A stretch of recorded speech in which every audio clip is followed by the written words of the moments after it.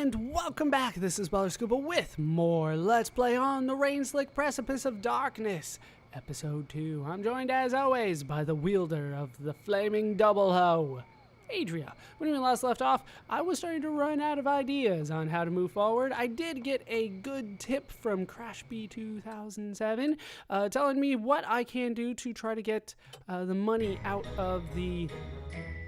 what do they call it? It's the ATM, but damn it, they call it something else. It's like a mobile bank or something like that. It turns out that I did miss a couple things here in the Riverbrook Park estate. I believe I have a good reason for it, but honestly, it's not good enough. There were slips of paper that were on the ground. I figured they were newspapers because there's newspapers on this screen. You know, you hear about Eggplant Lincoln, but... this bench was donated by Lord Cheddar, sometimes called the Yellow King. That's nice. Oh, that one was it. Like, Eggplant Lincoln, fueled by rage against the living. Yeah, I bet he is. So I figured we were kind of done with Eggplant Lincoln. I should have checked him anyway. But on this second screen, there are actually slips of paper that are not newspapers. This is a newspaper, though. Get over here so I can click it then. Apparently I wasn't close enough. Military mobilized to stop Eggplant Lincoln, but this here is not a newspaper. That's a cash receipt. Money withdrawal. This strikes you as important somehow. Appears to read 9. Now, I did try to figure this one out a little bit on my own, and I did figure it out. So, yay. The reason I did that is because I knew there were going to be 3 digits here, and... they weren't going to necessarily give you the order, so I went ahead and tried to figure out if I could figure out the 3-digit code for myself. That sentence kind of made sense. And I did eventually figure out the technique, so I'll explain that. Money withdrawal. This slip is in poor shape, appears to read 3. But that was all that I did.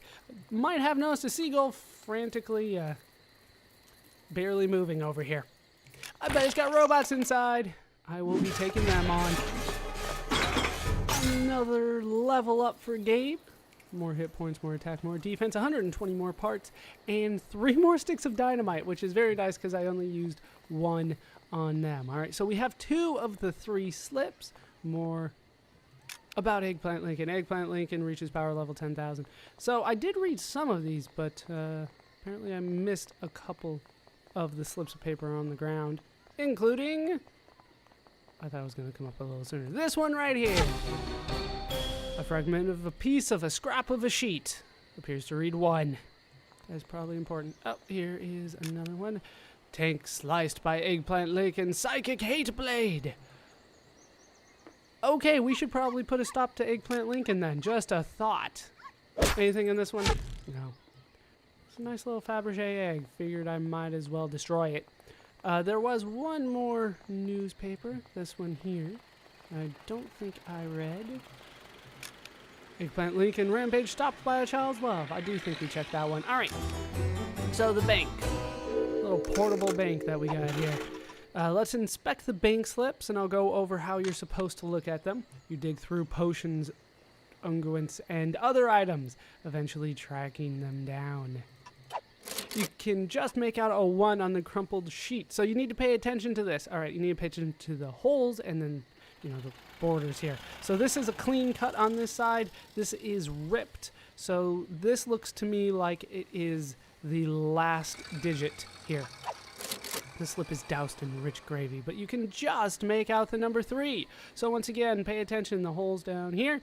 It is ripped on this side, clean cut on this side. That looks like the first digit to me. That is a 3. So 3 something and then 1.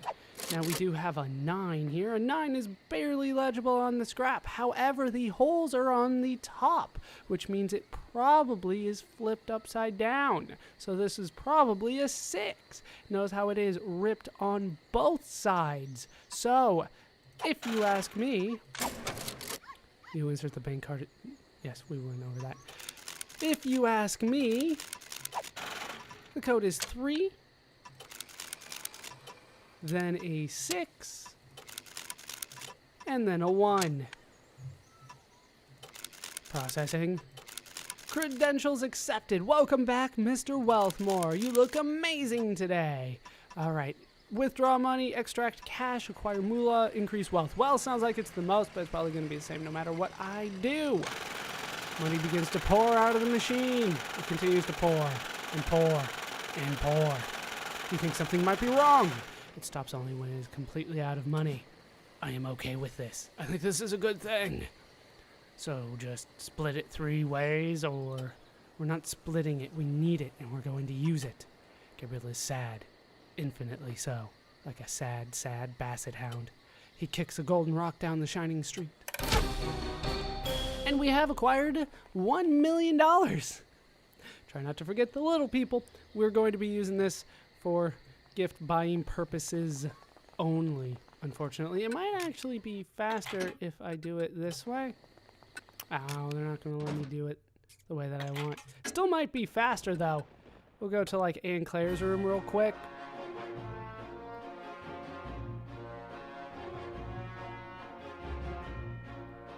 And then immediately back to the Riverbrook Park Estates. Because I just wanted to go to the entrance. I do believe I actually saved some time there doing that. Not that it's all that noticeable, really. Still will attempt that probably at some point. Wait. Is that going to have things in it? No, you fix your eyes on the rat falling into its mind. Okay, I thought there was going to be more robots in there. All right, legitimately obtained jewelry for sale. How you doing? We're back. Was there ever any doubt, sir? Or madam, whichever you are. I want to buy that bracelet. And we'll be paying in cash, because that's what the little cutscene before told me I needed to do for Pearl. Really? In cash? You're really going to buy it? Just take it. Give us our shit. Okay, yes, deal, here. And I still have $100,000.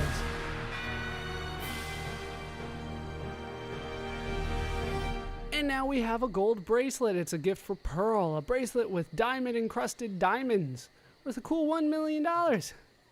Maybe I'll be able to offer you discounts on select other merchandise. Not that you need it. Or maybe you do now. Maybe that was all your money. Ha!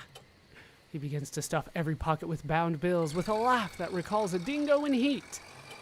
At least, you guess it does.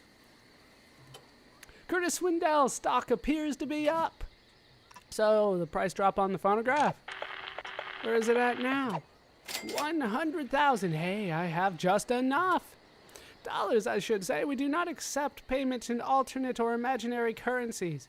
Do you accept bits of string? Wasn't it 70 billion before? And very recently? What can I say?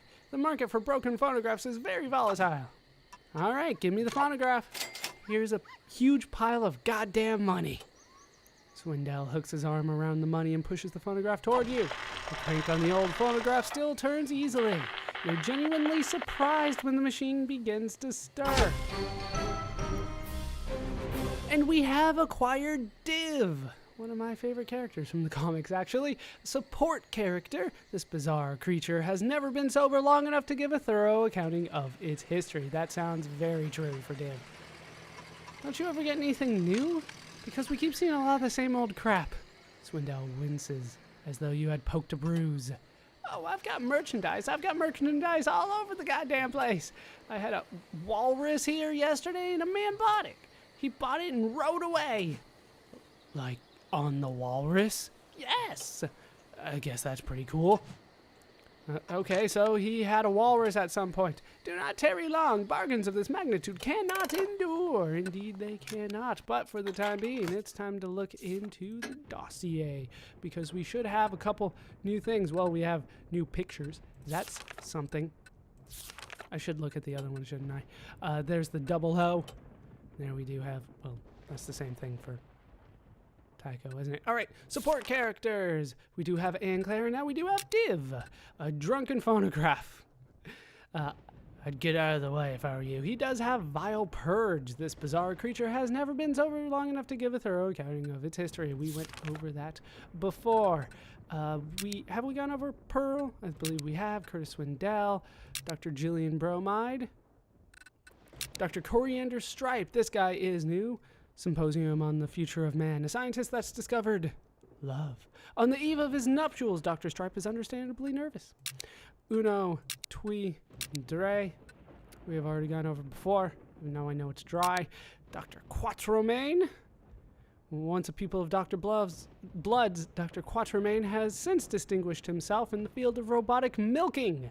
He is a brilliant scientist. And then the waiter. So much rests in his capable hands.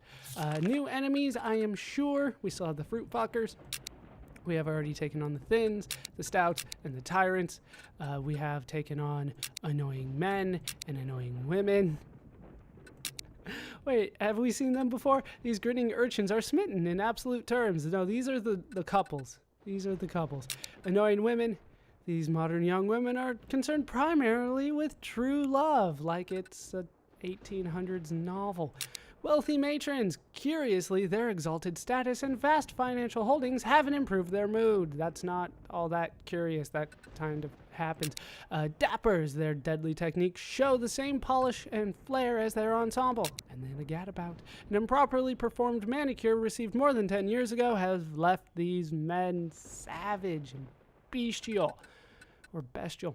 Either way, they're not so good. So that is everything that we have gone over before. So it is time to head back to the Sanitarium. I will meet you inside, unless for some reason they start populating this with a whole bunch of new enemies. Back again for the 1000th time.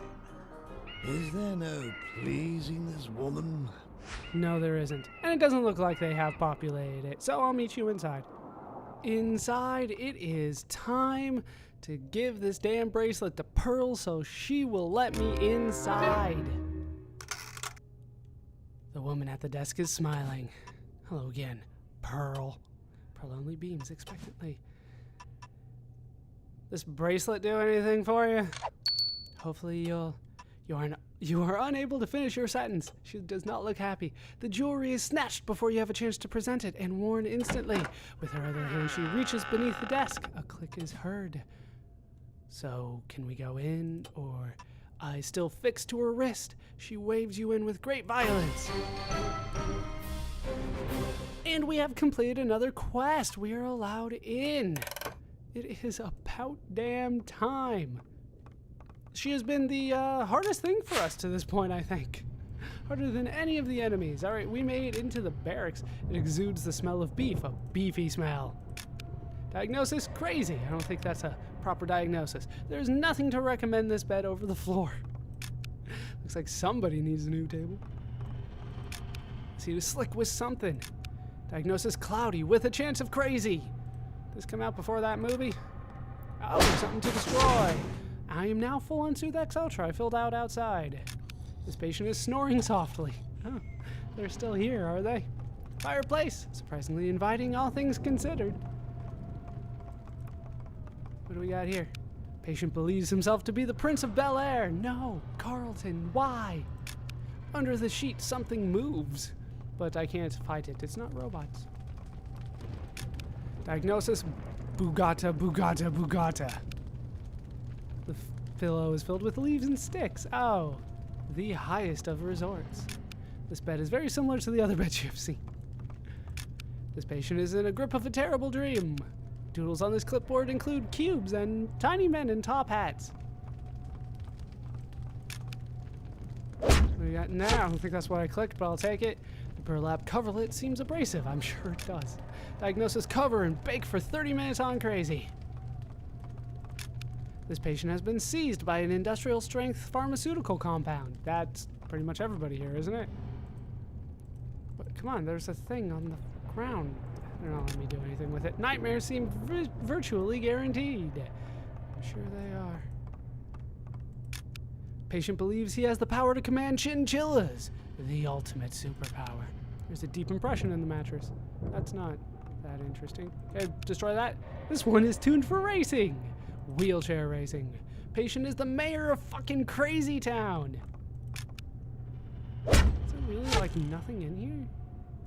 I'm picturing like one of these to have something good. 2 doctors must have played hangman on this sheet. The word was barbiturates.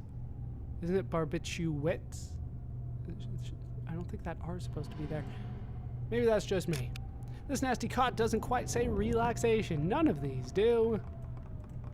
They're all pretty bad. Patient believes that he can fly and or touch the sky. He dreams about it every day. Spread my wings and fly away. I mean, his wings. The patient is carrying on one half of a conversation. That's actually pretty difficult to do. Not that I would know from personal experience or doing it right now. Patient communicates primarily through armpit sounds. That sounds normal. The only way to truly clean this bed would be to burn it. Fire cleanses all. This would be a great place to roast a boar. Where are you going to put the spit? Oh, there's one there. While the manager was away, the patient offered customers crazy deals with incredible financing. Sharp springs peek out in several places. Sure they do. Diagnosis: Hauga. Is this just rabbits? This mattress smells inexplicably like coleslaw. They just leave these things around, apparently. Can we go through the door? It's locked. So we'll have to go through the open door that was in the middle, right? Still nothing in there. Some fluid has pooled beneath it. That's incredibly gross. Someone has tried to draw a rhinoceros unsuccessfully. Then how can you tell? Is it just a unicorn? Bed? Forgotten science experiment? It's a tough call. Patient is utterly convinced of his own godhood. Oh, well, he should run for president then. For the time being then, we will just head out the door here, where we can find gorillas. A small plaque below reads, Gorilla, chess piece, a chess piece. Fear as Therapy by Dr. Elsie Wolfington. It's not a very good therapy. Doctorate of, like, psychology or whatever. This document asserts that it is totally a real diploma. I have a feeling this guy's not a real one. Crazy in Love by Dr. B. Knowles. That's Beyonce. This bear is alive, but very tired. A tag extending from leg reads, Bear, karate chop. Is that like a jackalope up here? A small plaque below reads, Snow Hare, drop kicked. This one is incredibly realistic, though it does say diploma instead of diploma. I didn't even catch the mistake at first. The small plaque below reads, Water Buffalo, trachea chop. The Management Techniques of Complete Bastards by JT Motherfucker. The tag reads, Bear, belt buckle. Head down here, come on. All these died in interesting ways, surely. Not that one in the middle, apparently. None of these anymore. That one did. A note on the left paw reads, Bear, sheer force of will. A small plaque below reads, Narwhal, its own horn. How the hell did you manage that? It's pretty good, actually. Now I can read it. No, we read that one. This one doesn't have anything. None of the plants do anything. I'm looking for all the secrets, but they're not coming to me this time. Uh-oh. A cutscene.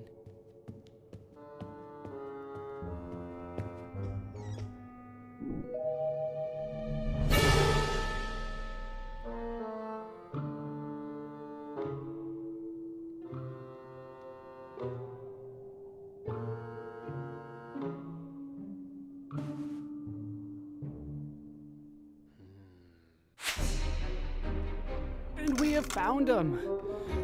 I see you've been staring at my balls.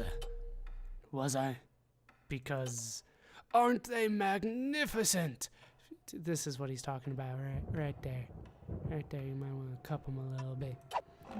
He gestures toward the wall facing him, where two grapefruit-sized testicles hang in a leathery pouch. That looks like epididymitis, man. You might want to get that checked out. A powerful creature, the Binoceros. Not so powerful I could not defeat him, of course. He exhales slowly. Even his relaxation seems malevolent somehow, like the stretching of some lean savanna cat. I take it you're here to escape. We're not from here. We're not residents. Tycho steps forward quickly. Listen, goddamn you.